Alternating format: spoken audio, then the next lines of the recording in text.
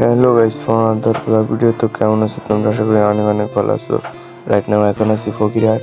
তো ফকিরহাট থেকে সরাসরি যাবো ঢাকার উদ্দেশ্যে। চলো, পিছনে আছে আমাদের বাস। তো আমরা যাচ্ছি রাজীব পরিবহনে করে। ফকিরহাট থেকে জনপ্রতি বাস ভাড়া নেবে 400 থেকে 450 টাকা করে।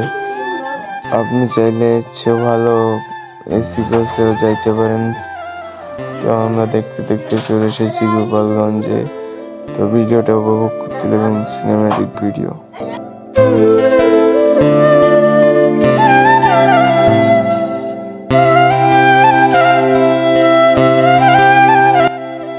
আমরা গোপালগঞ্জ থেকে চলে এসেছি ঘন্টাখানেকের মধ্যে ভাঙা, রাতের ভাঙা। দেখুন সেরকম একটা ভিউ।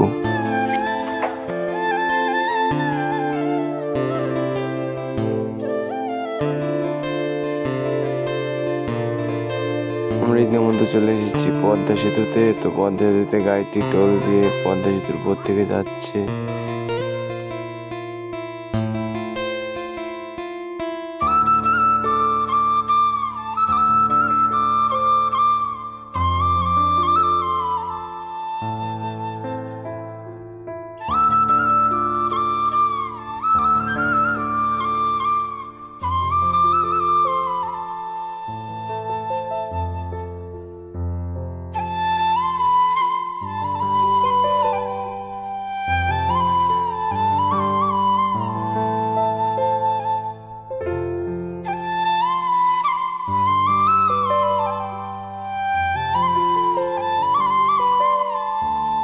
পদ্মা সেতুতে ওঠার পর গাড়ি টানছে দেখেন 90-080।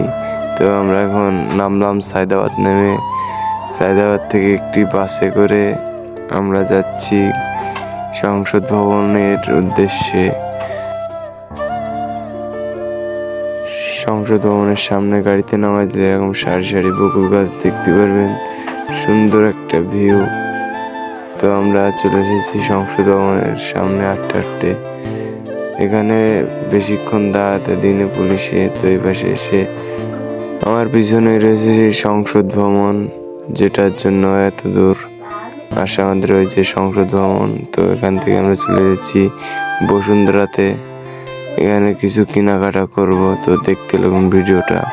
ভিডিওর মধ্যে আর কথা বলবো না, ভিডিওটা উপভোগ করতে লাগুন।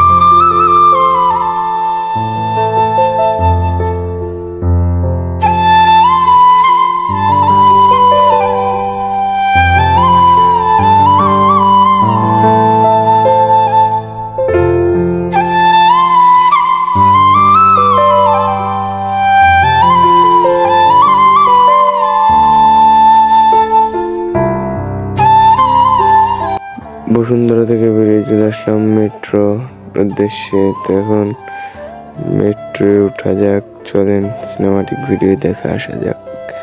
মেট্রো ভ্রমণ। আমাদের মেট্রো চলে এসেছে ইতিমধ্যে।